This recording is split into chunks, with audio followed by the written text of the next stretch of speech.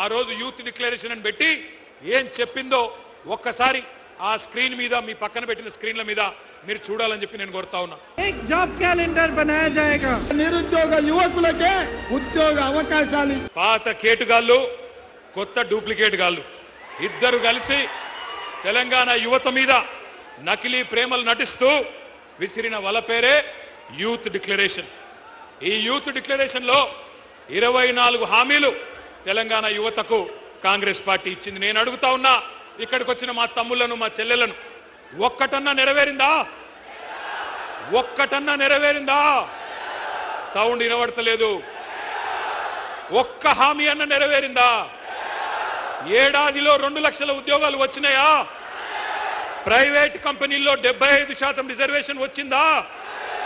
College అమ్మాయిలకు స్కూటీలు వచ్చినాయా? యువతకు 10 లక్షల రుణాలు వచ్చినాయా? ఫీజు రీయింబర్స్మెంట్ పైసలు వచ్చినాయా? మరి ఏమొచ్చిందని నేను అడుగుతా ఉన్నా. ఈ పార్టీకి ఓటేసి